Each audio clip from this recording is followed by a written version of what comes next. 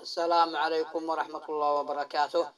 ما علاء ابن زيد يشغلكم بمقاطعه ويريد أن يسوي طرف مضحكة، لكنها أكثر الناس ما يضحك ولا يعجب، ولا أطلب من أحد أن يطرح لي الإعجاب. ما عمري في يوم من الأيام قلت بالله عليكم أتاكم يا جماعة ويلي تشوفوني بالله اطرحوا لي بصمة إعجاب. اللي شيء يعجب جزاه الله خير في يطرح إعجاب، واللي شيء يتفرق سكات بكيفه، واللي ما شيء يتفرق هو حر في نفسه. عادوا بعض الناس يمكن يقول لك أنت شيبة. كيف شيبة وأنا صغير؟ أيوة كيف شيبة وأنت صغير؟ يعني عادك عادك جاهل من فوق الستين، من فوق الستين. أيوة عادك جاهل صغير من فوق الستين عمرك بس يعني. أيوة عاد أنا صغير جاهل يعني من فوق 60 سنة. يعني كيف تقول لي شيبة؟ أيوة كيف يقول لك شيبة؟ لا حول ولا قوة إلا بالله. لا إله إلا الله. لا. أيوة المفروض يقول لك صغير. ها أيوة يعني أنا ما جيت أخطب مثلا. لما هو يقول لي مثلا واحد يقول لي أنت شيبة وقاعد تسوي نفسك تضحك وتسوي نفسك يعني مدري ما هو، وأنت شيبة يعني. طيب أنا هلا جيت أخطب بنت عمرها 16 سنة ولا عمرها 20؟ يعني شيء ردني يعني ما يقبل خطبتي ولا كيف؟ أيوة. لا حول ولا قوة إلا بالله. إلا صحيح. أيوة صحيح. لا حول ولا قوة إلا بالله العلي العظيم. أيوة أنا أحب أفرفش، ولبعض التعليقات أطنش، وبعض التعليقات علقوا على القرنيطة. كيف يعني؟ أيوة بعض. كيف يعني؟ إيش القرنيطة؟ القرنيطة في واحد من جناد، قرية في شمير تسمى قرية جناد، بلاد الشيخ عبد الله عبده رحمه الله. كان شيخ له كلمة يهد الدنيا ويرعدها، لا إله إلا الله. يعني قال لصاحبه إذا جيت عندي هتحصلنا تحت القرنيطة. شجر في يسموه قرنيط، قرانيط يعني هكذا. المهم الحالة تكون قرنيطة. أيوة. لا إله إلا الله. والجبل كله من أوله لآخره مليان شجر قرنيطة. طيب أي شجرة حصلوا تحته؟ قال له هتحصلني تحت القرنيطة. لا حول ولا قوة إلا بالله. لا إله إلا الله. لا إله إلا الله. أيوة. فهذه من النكات المضحكة يعني. كيف يعني كل مكان في المكان الفلاني، في نص الجبل، في أول الجبل، في مكان كذا يعني يوصف له المكان. أما الجبل كله قرانيط وكله تحصلنا تحت القرنيطة. انتظر لك. لا إله إلا الله. فهذه من الحاجة التي تحصل من البشرية.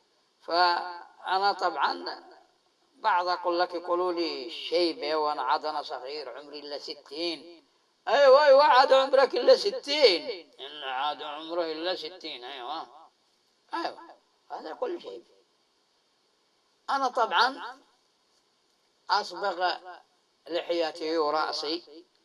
بيني وبينهم تحدي. من يوم كان عمري 17 سنة طلعت حجيت أول حجة سنة 1400 هجري. لا إله إلا الله. ونزلت حلقت رأسي وإذا برأسي يطلع كله أبيض ومعظمه ما بكل شوية. قلت ها. وأنا طبعا يوم جيت من اليمن وعمري 16 وقد ثلث الشعر حقي أبيض، الثلث يمكن. الله. لا إله إلا الله. فصبغت بصبغة اسمها صبغة الطاووس. إلا أنت تعرفها يا عم مقديشو؟ إلا إلا أكيد، لا أكيد، من ما يعرفها. أيوة، صبغة الطاووس. هذه الصبغة، صبغة الطاووس، تحطها على، تصبغ بها، تجي تبيض لك بالشعر كامل، تكمل عليه. لا إله إلا الله، لا حول ولا قوة إلا بالله. وأنا يوم جيت من اليمن فكنت أصبغ منها وما أدري، لما حلقت في الحج وطلع رأسي كله أبيض، أقول واحد يا أخي ما الخبر يعني لما حلقت طلع رأسي كله أبيض؟ قال لي ليش؟ كنت تصبغ أنت بصبغة الطاووس؟ قلت أيوة. قال ها، صبغة الطاووس إذا كان باقي شوية أسود في رأسك ولا النص ولا الثلث تزيد تكمل عليه. أيوة. قلت ها. ومن ذاك اليوم بيني وبين رأسي ودكني تحدي، لكن برضهم يغلبوني بعض الأوقات، ما أفضلهمش أدبغوا ولا أصبغوا. لا حول ولا قوة إلا بالله، لا إله إلا الله.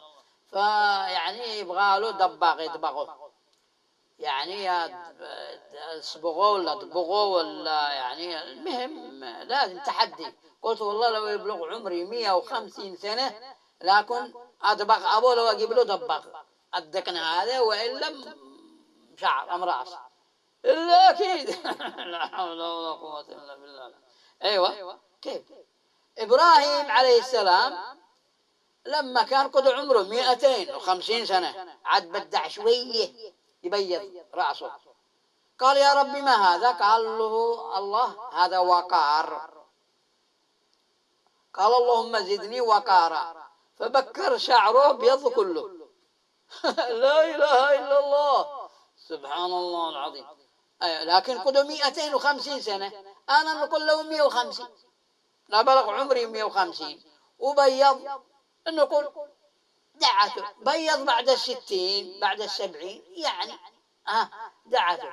لكن عمري عاد 17، كان في ذاك الوقت هو قدو يبيض قدو بيض وشو على كيفه، والله لو أدبغه دبغ، ولا لا يرجع أنتف أبو نتف أنتف أبو إذا شغلك، أنتف أبو نتف، خليها كعن صفصفة. لا حول ولا قوة إلا بالله، إنا لله وإنا إليه راجعون. شغلة مشغلة يعني تكون عادك شباب وقدو شعرك أبيض، أنتف أبو نتف، إنه في رأسك وينه في دكنك. إذا ما قدرت تدبغ أبوه ولا تصبغوه ولا إلا أكيد. لا حول ولا قوة إلا بالله. تحدي الآن، تحدي هي تقول علي أني بالرماح وأنا أقول بالسلاح وأصبغ، كل ما بيض أسبوع أسبوعين ويا شغلته. وغيري أكثر مني قد عمرهم يمكن في المئات وبرضهم يدبغوا أبو يصبغوه مدري يدبغوا مدري إلا. لا حول ولا قوة إلا بالله. أيوة أكيد يعني. فكذا هي الدنيا هذه، الحين احنا نغالط، ما هذه من المغالطات. لازم الواحد ايش يسوي مع القوم يا شكرا، لكن لا تكون تبعا لأحد، لنفسك. تبغى تسوي لنفسك سوي لنفسك، ولا تكون تبع لأحد كما قلنا في المقطع السابق. إلا أكيد أكيد أكيد. أيوة. مع تحياتي وخالص أمنياتي وخالص العم مقديشو إلا والعم سامع ابن لامع. إلا أكيد أكيد. نعم. شكرا لكم.